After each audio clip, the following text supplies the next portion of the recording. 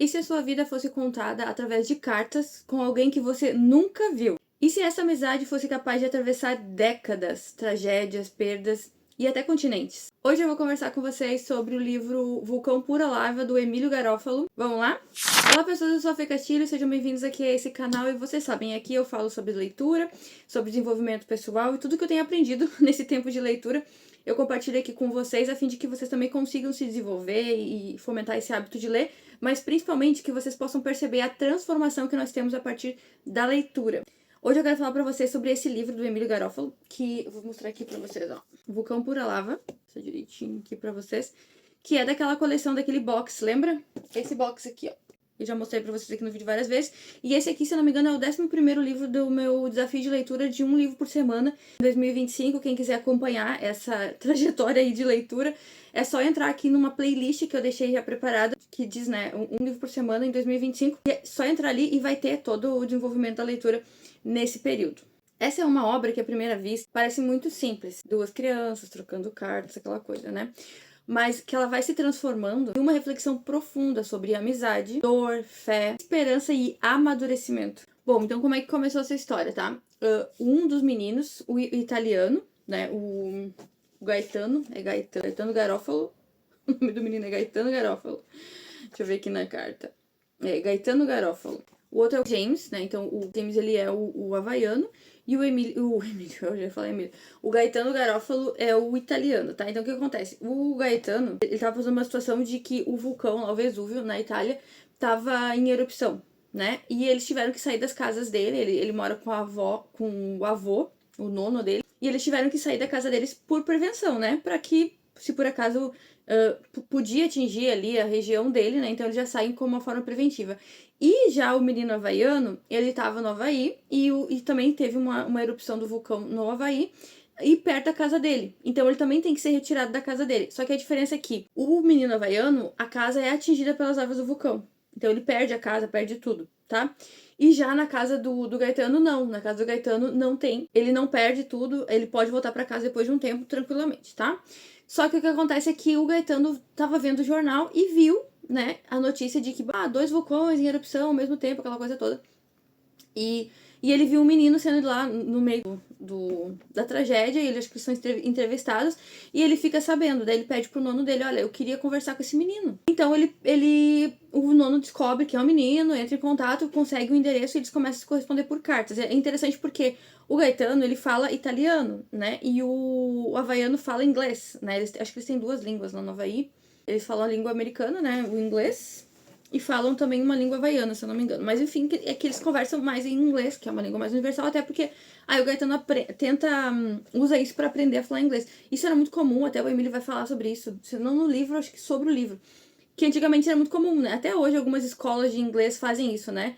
Escolas também particulares geralmente fazem isso, de tu se corresponder com outras pessoas por carta, agora por e-mail, né? Pra treinar o teu inglês, pra treinar outras línguas. Isso é muito comum, tá? Então ele começa a se corresponder com o menino, e esse menino responde ele, e eles começam uma amizade, né? Então eles começam a conhecer, começam a conversar, começam a trocar experiências, trocar ideias. Então, assim, o que acontece? O que eu percebi, tá? Assim, no começo eu fiquei muito confusa, porque muita gente diz assim, esse aqui é o meu livro preferido. Até agora, eu acho que o meu livro preferido é o Lá Onde o Coração Faz a Curva. Acho que é um dos meus livros preferidos, assim, que assim, ó, é um dos livros que eu chorei copiosamente no final do livro. Então, eu vou pegar, eu sempre deixo aqui pra vocês os cards dos vídeos que eu comento aqui, tá? Pra vocês assistirem a resenha dele. E, assim, eles estão disponíveis geralmente no Kindle Unlimited, assim, de graça pra quem assina.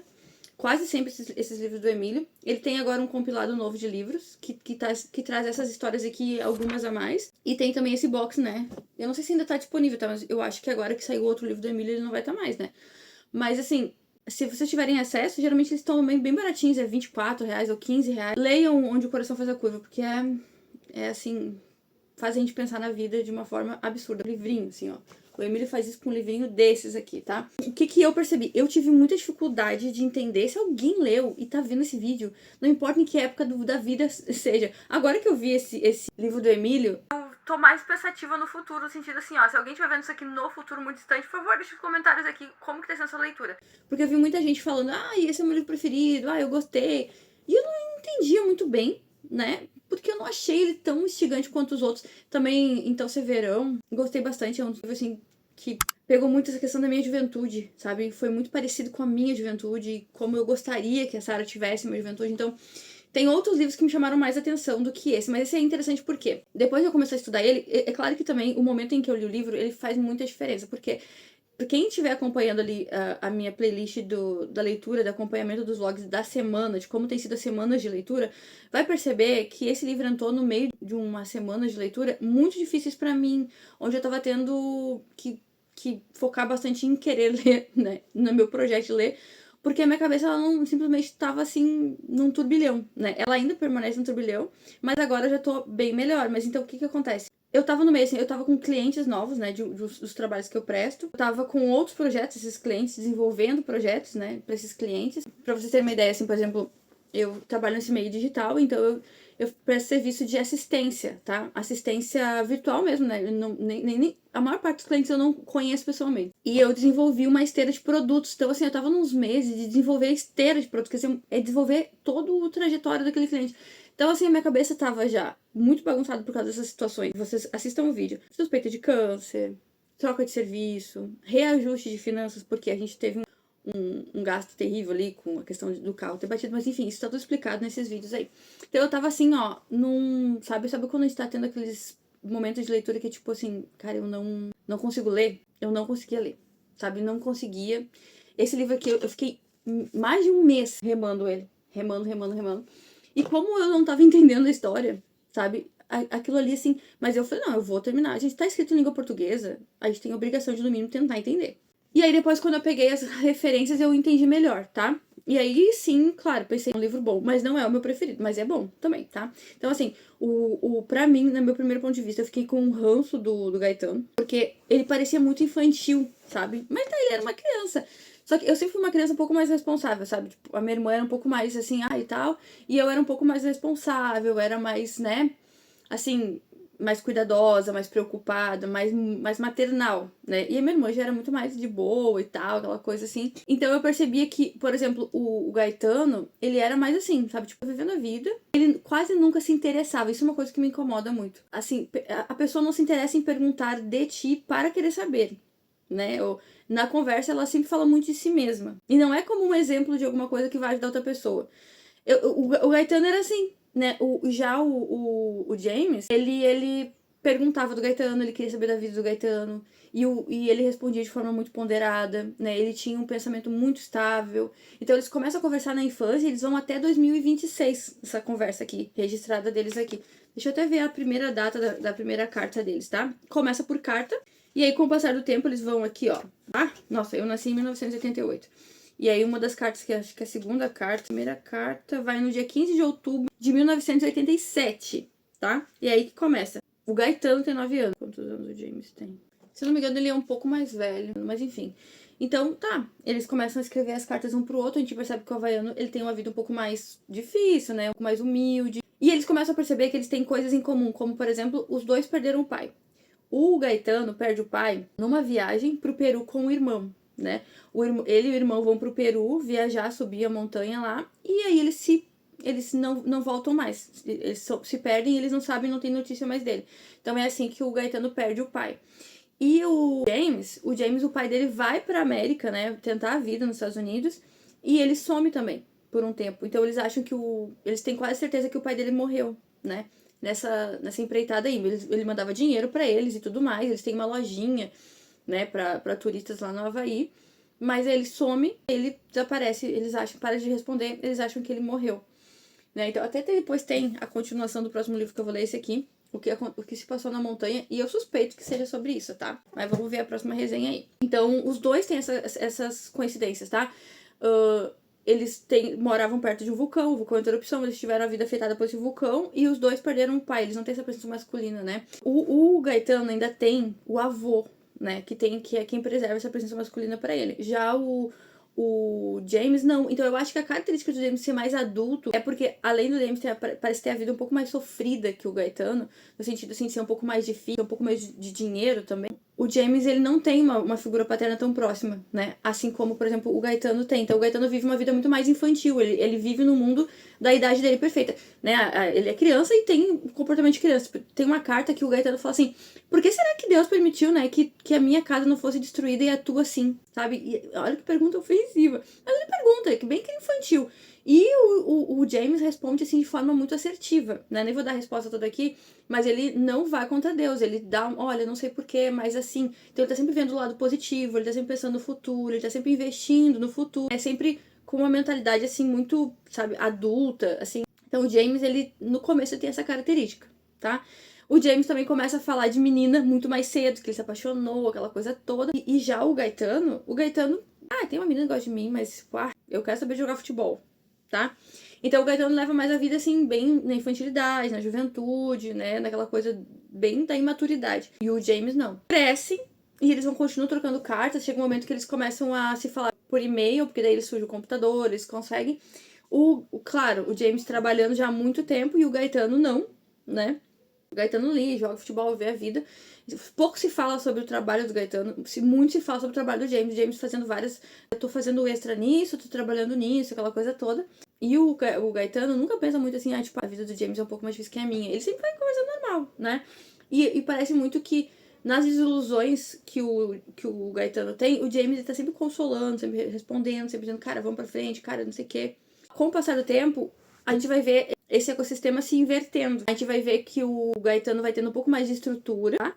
Familiar, de trabalho, ele vai ficando mais maduro, mais adulto. E aí ele se torna o suporte do James. Antes, o suporte era do James para o Gaetano. E aí a gente percebe que o Gaetano começa a virar o suporte do James. O James, ele tem problemas familiares com a sua esposa. Ele tem um filho apenas. Ele não consegue se desenvolver no trabalho dele. Não quero dar muito spoiler aqui, tá? Mas o fato é que todos os planos pro futuro do James vão indo por água abaixo. E o James entra no modo mais infantil que é o que ele não viveu. Vou deixar a vida me levar, porque eu já planejei e não deu certo, agora eu vou deixar a vida me levar. Tipo isso. E o Gaetano, não. O Gaetano, ele tá desenvolvendo família, né? Ele vai ficar com uma menina aí surpreendentemente surpreendente. Surpreendentemente surpreendente. Pras histórias que a gente ouviu entre ela e ele, que ele contava pro James, tá? E eles vão formando família. Ele vai falar sobre como é o amor de verdade, sabe? Tem o amor apaixonado e tem o amor enraizado. Ele vai dar essa diferença, ele vai falar da importância do seu avô, das coisas que ele aprendia com o avô dele. Que quando a gente ouvia ele falar quando ele era criança, olha que legal essa diferenciação que o Emílio fez, que brilhante isso, né? A gente ouviu o Gaetano falar muito despretensiosamente dos conselhos do avô, né?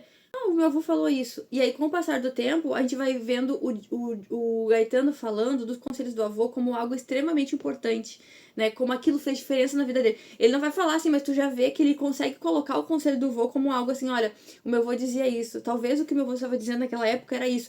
A gente vai ver o amadurecimento do entendimento do Gaetano, tá? E da aplicação que ele faz dos conselhos do avô de quando ele é criança. Aquela ideia que a gente tem assim, ó, por que eu vou ensinar isso agora pra ele se ele não vai entender o que é?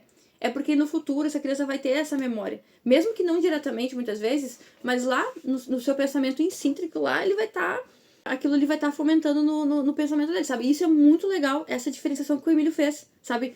Deu pra ver bem certinho, assim, como o Gaetano começou a aplicar melhor aqueles conceitos, né, diferente de quando ele era criança. Vamos pensar que isso é uma construção de um personagem que o Emílio fez e ele conseguiu fazer essa diferenciação. Isso eu achei muito legal, tá?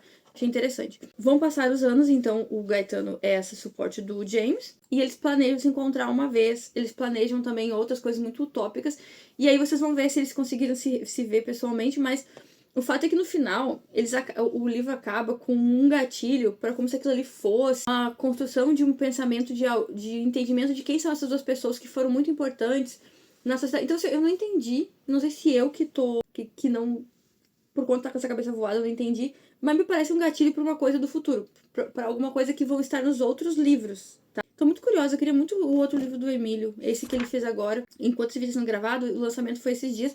Um irmão até da nossa igreja, que é da Picto Bíblia, que fez algumas ilustrações. E eu fiquei muito curiosa, porque pode ser que essas histórias estejam desenrolando, tá? Pelo que tá escrito aqui, ó. Deixa eu mostrar pra vocês. Mas pode ser que a minha cabeça esteja tão avoada que eu não percebi, mas existe um gatilho aqui, bem tipo Marvel, tá? Deixa eu ver aqui. Aqui, ó. nas últimas páginas, tá? Eu vou falar do controle cronológico da Organização das Nações Unidas e tal, sabe? É tipo assim, é uma viagem, assim, então deve ter alguma coisa pra frente. Fiquei curiosa, quero acabar logo esse box de leitura pra entender melhor como foi e também pra contar aqui pra vocês, tá? Mas pra não dar mais spoiler, eu vou encerrar aqui. Então, leia um livro pra vocês verem esses momentos, assim, que fazem a gente querer chorar, né?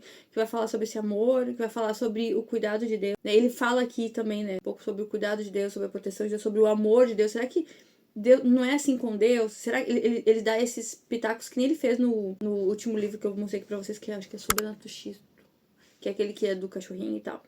Então, o Emílio tem essa pegada aí de mostrar um pouco sobre o desenvolvimento das pessoas e da aplicação de Deus na nossa vida, coisas que acontecem, tá?